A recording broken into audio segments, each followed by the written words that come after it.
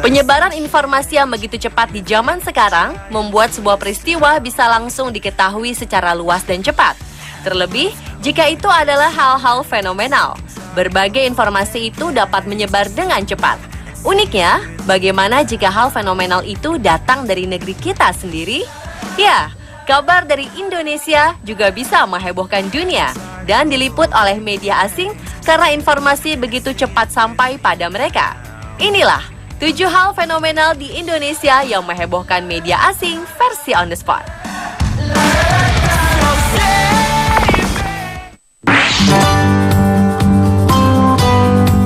Pernikahan anjing mungkin sudah beberapa kali diadakan di luar negeri.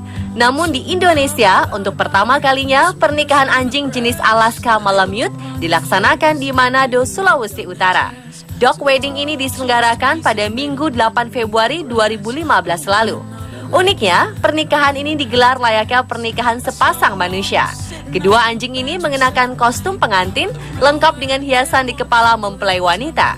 Hanya saja prosesnya bukan sungguhan diberkati oleh pendeta. Philip Young, pemilik anjing ini memang sengaja mengadakan pernikahan anjing kesayangannya. Hal unik ini rupanya tak luput dari penglihatan media mancanegara untuk mengubah image masyarakat Manado yang dikenal sebagai daerah pengkonsumsi daging anjing. Acara ini juga sekaligus sebagai kampanye menentang konsumsi anjing. Daily Mail menyebutkan bahwa pernikahan sepasang anjing ini mendapat respon dari pencinta anjing di seluruh dunia.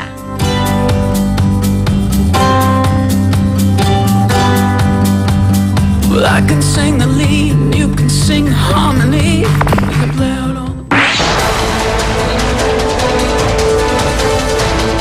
Keputusan Menteri Kelautan dan Perikanan Susi Pujiastuti meledakkan dan menenggelamkan sejumlah kapal nelayan asing ilegal mendapat atensi khusus dari sejumlah media luar negeri. Mereka menjadikan pemberitaan ini sebagai tajuk utama redaksi. Sebut saja Metro, portal media asal Inggris, memberitakan penenggelaman kapal ikan berbendera Papua Nugini yang anak buah kapalnya berwarga negara Vietnam. Dan Daily Mail pun tak ingin ketinggalan. Mereka memajang foto-foto prosesi peledakan dan penenggelaman kapal nelayan asing lengkap dengan pernyataan Kepala Dinas Penerangan TNI AL Laksamana Pertama TNI Manahan Simorangkir. Gebrakan Ibu Menteri ini tak sekedar menarik pewarta luar negeri, namun juga membuat efek jera para pelaut nakal yang gemar mencuri ikan di perairan kita. Diketahui Laut Indonesia sangat kaya akan sumber daya ikannya, namun nasib nelayan kita justru mengenaskan. Hal ini terlepas dari mereka illegal fishing yang dilakukan oleh nelayan asing. Dengan peralatan super canggih, mereka mengeruk sumber daya dan hasil laut kita. Untuk itu, langkah Bu Susi dianggap tepat guna memutus mata rantai pencurian ikan sekaligus mendongkrak kesejahteraan nelayan lokal.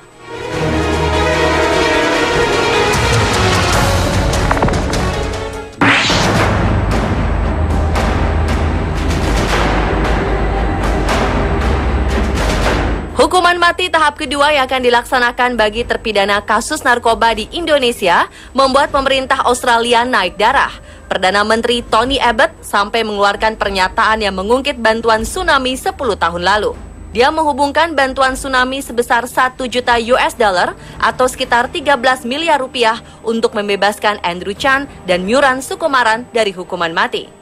Pernyataan ini mengundang reaksi keras warga Indonesia, khususnya Aceh. Warga akhirnya mengeluarkan aksi kritis dengan mengumpulkan koin untuk mengembalikan bantuan Australia itu. Bahkan ada warga Aceh yang melelang batu akik untuk menyumbang dana pengembalian uang Australia.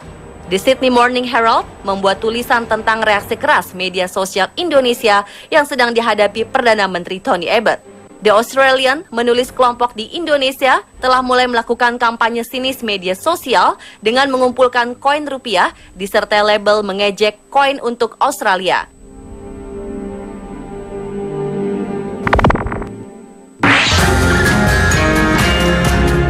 Mancanegara telah mengenal tempe, namun aksi penjual tempe yang satu ini berhasil mencuri perhatian dunia karena memiliki teknik menggoreng tempenya yang unik. Alih-alih menggunakan sodet atau sendok penggorengan, ibu ini justru memasukkan tangannya sendiri ke dalam minyak panas untuk membolak-balikan tempenya. Atraksi ekstrim ini mengundang decak kagum para netizen dan menarik minat beberapa media asing seperti Mirror juga memuat berita ini. Bayangkan saja betapa panasnya minyak mendidih yang berbuih-buih di wajan penggorengan. Namun, ibu penjual ini tak sedikit pun merasakan panas, bahkan tersenyum ketika kamera merekamnya.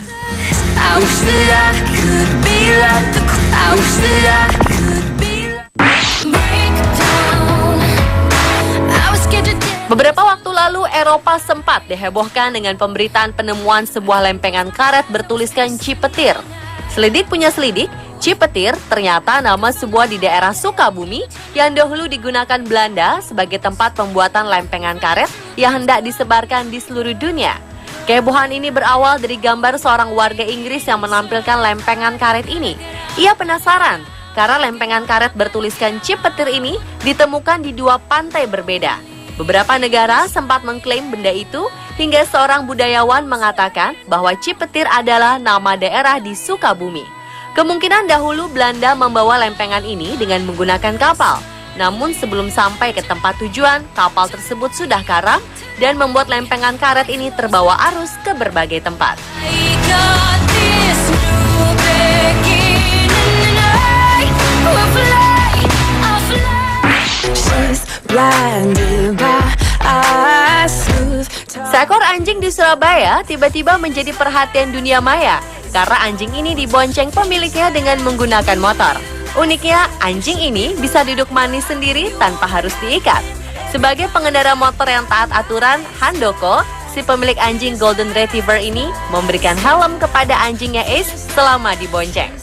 Handoko memang sering mengajak Ace jalan-jalan mengendarai motor. Tak pelak, gambar dan foto-foto mereka tersebar di media sosial dan beberapa blog. Karena kehebohan netizen, media asing pun memasukkan persahabatan Handoko dan anjingnya ini dalam satu ulasan. Skies, finish last night. Satu lagi, isu yang menghebohkan media luar adalah wacana tentang tes keperawanan yang diajukan DPRD Jember, Jawa Timur.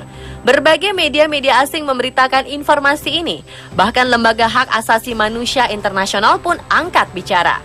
Asia One melansir pernyataan Pelham Kind, Direktur Human Rights Watch, mengatakan bahwa rencana tes keperawanan ini cukup mengerikan dan merupakan simbol kekerasan terhadap kaum perempuan.